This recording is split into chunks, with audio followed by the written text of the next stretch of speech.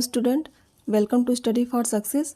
आज हम उत्तर प्रदेश के प्रमुख व्यक्तित्व को देखेंगे, उनके बारे में जानेंगे। तो चलिए स्टार्ट करते हैं वीडियो को और देखते हैं। गौतम बुद्ध। ठीक है, गौतम बुद्ध बहुत ही महान व्यक्तित्व थे। इन्होंने बौद्ध धर्म की स्थापना की थी। तो चलिए आगे देखते हैं इनके बारे में और जानते हैं।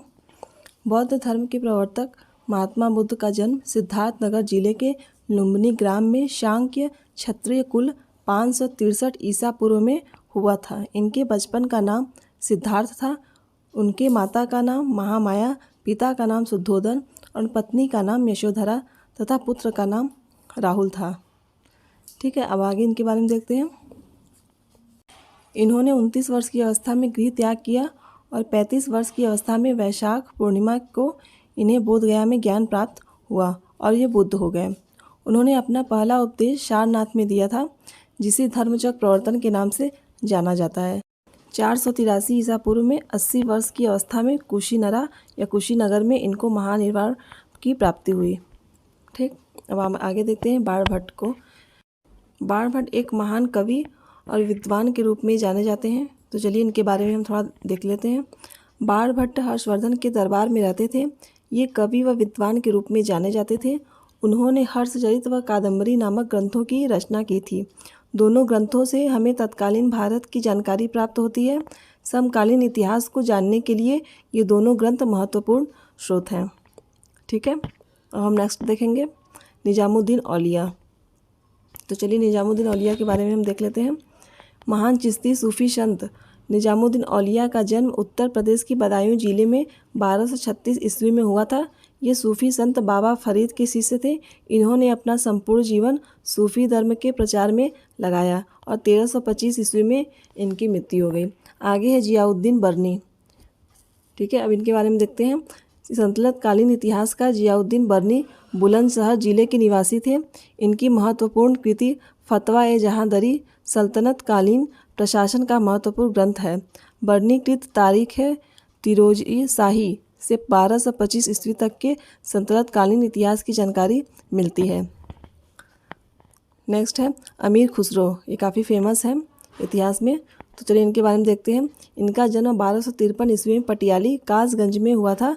वे फारसी भाषा के महान कवि व इतिहासकार थे।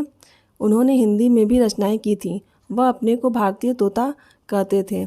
हिंदी खड़ी बोली का जनक माना जाता था इन्हें। ये शेख निजामुद्दीन औलिया के शिष्य थे। इनकी रचनाएं फुतूह, नूह सिपेहर, तुगलकनामा आदि हैं। ठीक, नेक्स्ट है टोडरमल।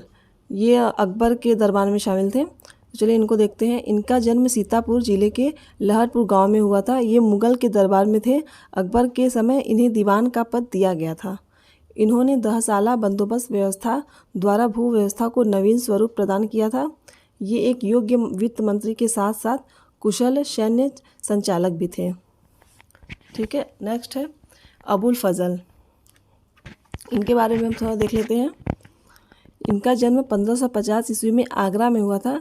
वे शेख मुबारक के पुत्र व शेख फौजी के छोटे भाई थे। इन्होंने अकबर के दक्षिणी अभियान का जिक्र किया। वे तुर्की, फारसी, अरबी के विद्वान थे। इनकी प्रमुख रचनाएं अकबरनामा और आईने अकबरी है। बीरबल, ये अकबर के काफ़ी करीबी थे। तो चलिए इनको देखते हैं। बीरबल का जन्म जालौन के कालपी नामक गांव में 1528 ईस्वी में एक ब्राह्मण परिवार में हुआ था। इनका मूल नाम महेश दास था।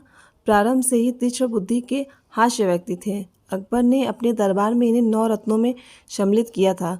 अकबर के दीन इलाही को स्वीकार करने वाले ये प्रथम व्यक्ति थे। अकबर ने इन्हीं को कविराज की उपाधि दी थी। 1586 ईस्वी में यूसुफ जइयों के विरुद्ध अभियान में ये मारे गए। नेक्स्ट है शेख फैज़ी। इनके बारे में थोड़ा हम देख लेते हैं। शेख फैज़ी का जन्म 1547 ईस्वी में आगरा में हुआ था। वह अकबर कालीन प्रसिद्ध विद्वान शेख मुबारक का पुत्र था। अकबर शेख फैज़ी के प्रतिभा पर मुग्ध था। वह एक श्रेष्ठ कवि, इतिहासविद और चिकित्सक था। 1595 में इसकी मृत्यु हो गई। नेक्स्ट है सर सैयद अहमद खान। तो चलिए इनके बारे में हम देख लेते हैं। सर सैयद अहमद खान का जन्म 1517 ईस्वी में दिल्ली में हुआ था। 1857 में वह सदर आमीन नियुक्त हुए थे।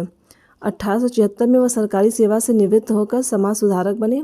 वे मुसलमानों में नई शिक्षा का प्रसार चाहते थे। इसी उद्देश्य से उन्होंने अलीगढ़ में मोहम्मद एंग्लो ओरिएंटल स्कूल की स्थापना की थी। इन्होंने आगे चलकर एक कॉलेज की भी स्थापना की थी, उसके बारे में हम देखेंगे। तो देखिए 1878 में मोहम्मदन एंग्लो ओरिएंटल कॉलेज की स्थापना किया।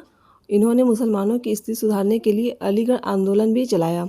1898 ईस्वी में इनकी मृत्यु हो गई। तो यहाँ तक आपने उत्तर प्रदेश के कुछ महान व्यक्तित्व को देखा। आगे भी कुछ व्यक्तित्व को आपके सामने वीडियो के रूप के माध्यम से दिया जाएगा। ठीक है, हमारी यूपी स्पेशल की सीरीज़ ऐसे ही चलती रहेगी। और भी अदर टॉपिक पर आपको वीडियो चाहिए, आप कमेंट कर सकते हैं। वीडियो को लाइक करें, शेयर करें अपने फ्रेंड सर्कल में, एंड सब्सक्राइब कर बेल आइकन को ज़रूर प्रेस करिएगा ताकि आने वाली नोटिफिकेशन आप तक पहुंच पाए। Thanks for watching this video.